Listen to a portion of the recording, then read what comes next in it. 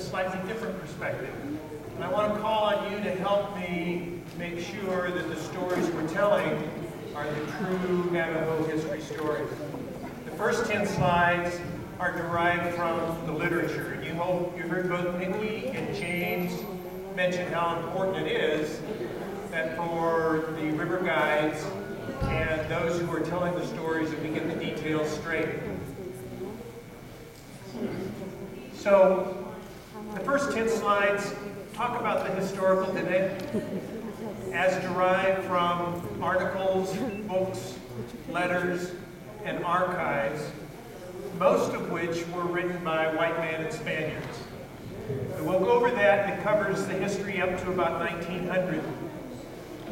Then the second section of the slides, the next 15 slides, are taken directly from interviews with Navajo elders. Will tell us about the traditional farming approach and specifically how and when to plant corn, beans, and squash. And then the third perspective is today there's a growing interest in sustainability and a whole science that's developed around permaculture. And it's interesting to me as a scientist and as an educator how much wisdom our ancestors had, how much of the new science they knew 200, 300 years ago. Next slide. Well, I'm hoping that we can take away at least 3 key points. So what I'd like you to do is test with me. After gathering this information, I came up with the hypothesis of 3 facts. The first fact is that the Diné are prosperous people. They're resilient and resourceful. They adapt to change regularly. The second hypothesis is that Diné cannot support the number of livestock that we currently have on the reservation, as has been the case for more than 100 years now. And the third proposition is you can grow the Three Sisters. You can grow corn, beans, and squash and become independently sustainable on Diné Top.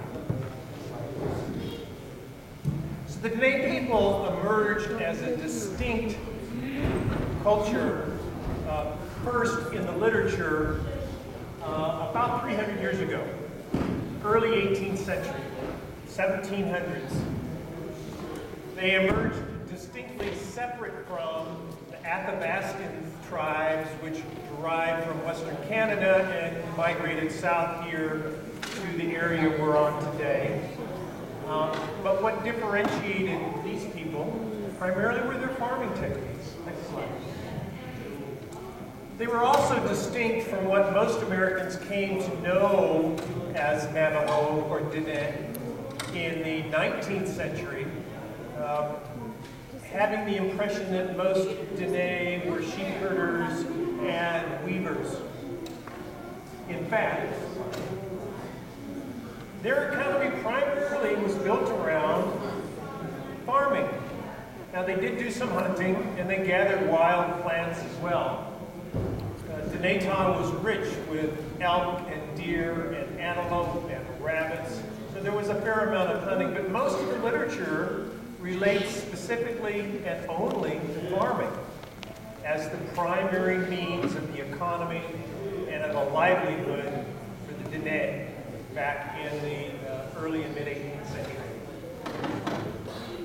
Corn, in fact, is the only crop that's mentioned in any of the Spanish literature, but it's almost certain that beans and squash were grown as well as the corn. Does anyone know why that might be?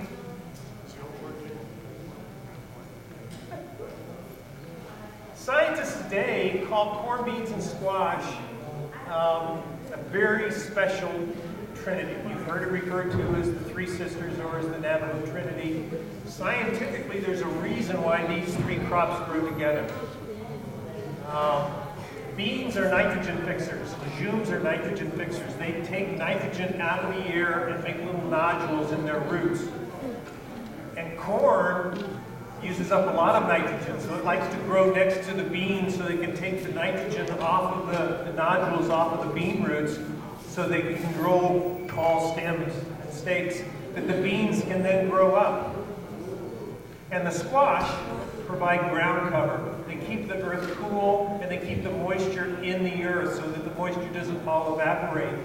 This is called a plant guild in permaculture terms. And these plants help feed each other. They make each other happier and healthier. Our ancestors knew this. They didn't have the scientific books or the research, but they knew this, and they practiced this, and it still works today. The shift to dependence on livestock, primarily sheep, really didn't occur until the early 19th century. But by the middle of the 19th century, more than 200,000, there were several 100,000 sheep on Diné time, more than the land could support. Unfortunately, this continues today and has been documented in the literature for more than 100 years. Reports going back to 1910 show that at that time the land was seriously overgrazed. And we have gone through periods of livestock reduction that have been quite traumatic and disastrous for many people. However, as you look across the landscape today, you don't see much grass, you don't see much forage. You can talk to James Peshlakai. He talks about growing up where he could look across the plains and see waves of grain as far as he could see. I don't know any place in the nation today where you can see that. So along with the shift to raising livestock came a shift in settlement patterns, where in the past, previously, Diné had primarily lived in a more permanent structure in one location near their fields. As they became sheep herders, they would move with the fields, as Peter mentioned, and they would set up summer camps and winter camps wherever the water and the forage was most available.